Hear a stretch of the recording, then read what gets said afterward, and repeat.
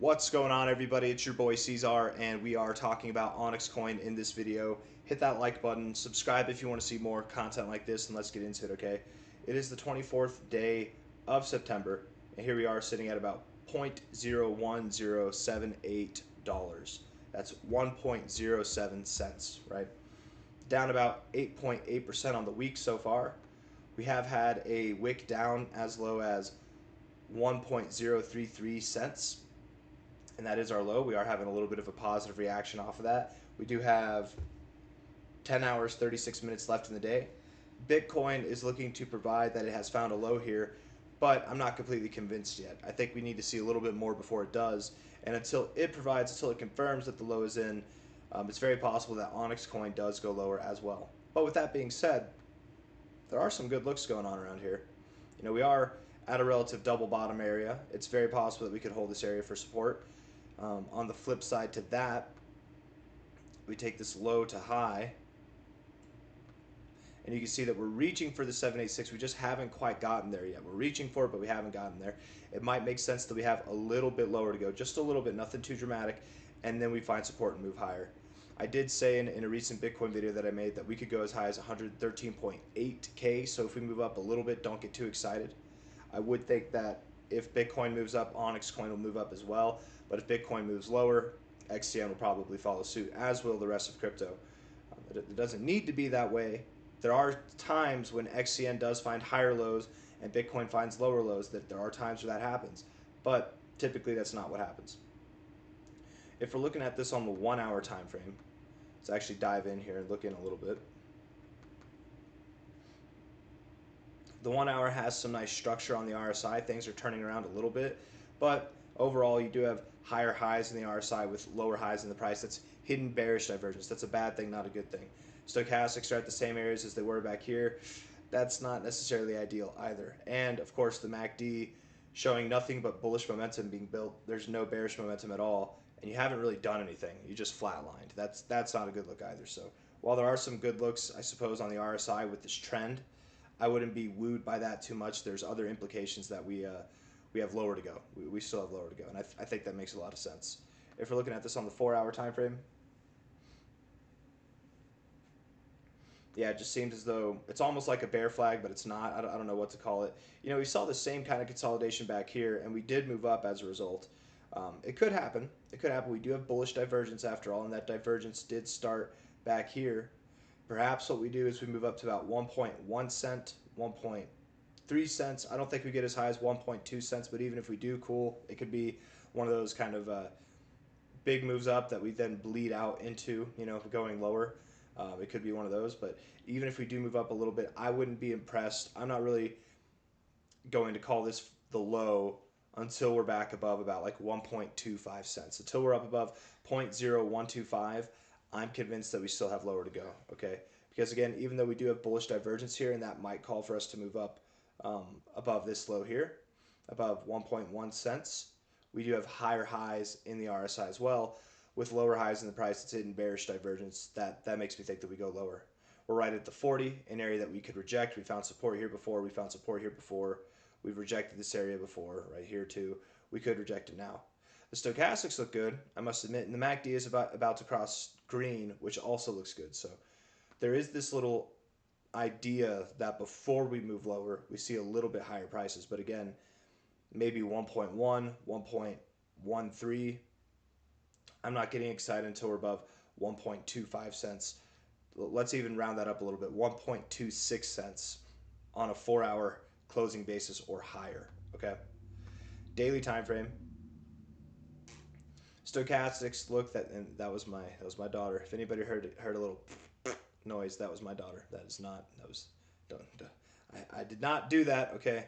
If we're looking at this here, we're at the 40 on the RSI. This is a good area to bounce.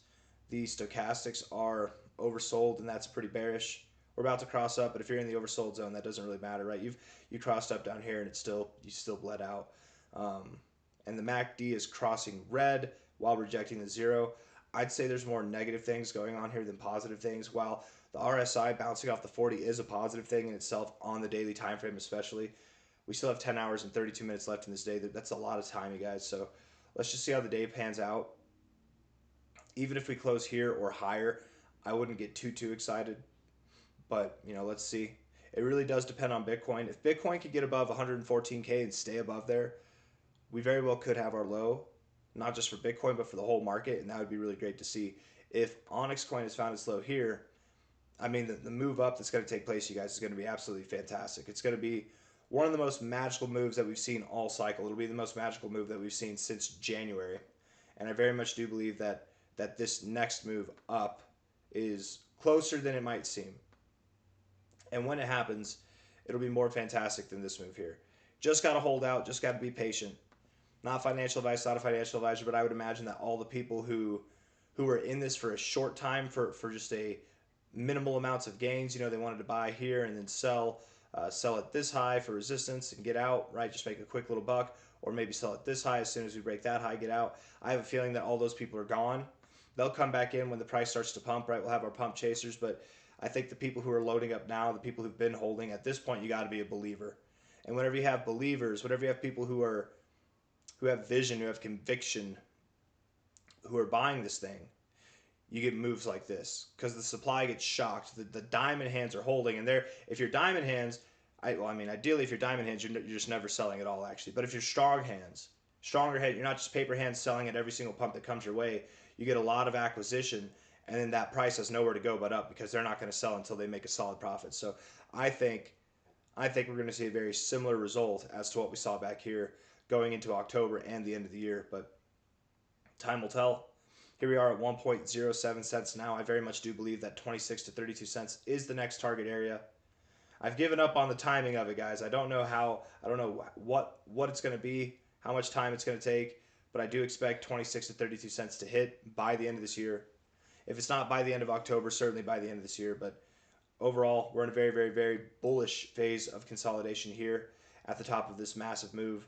We're consolidating right here at the base of this little consolidation phase here. The only area that we had significance on this move down was right here. And that's where we're finding support. So I think we're looking good. We just got to be patient.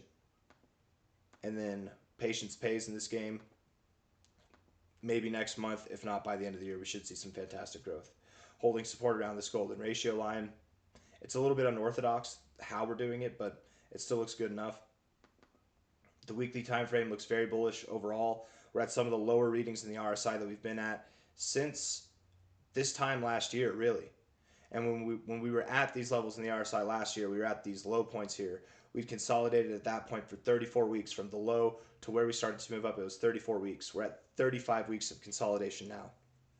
So keep in mind, as far as consolidation goes, we're probably almost done with this. Sorry, I had to sneeze and I got a little bit distracted there because I fought it off. Anyways, I don't normally fight off sneeze. I embrace them, but I wanted to get the thought out. It distracted me anyways. The MACD is right at this area where we'd expect to find support as well.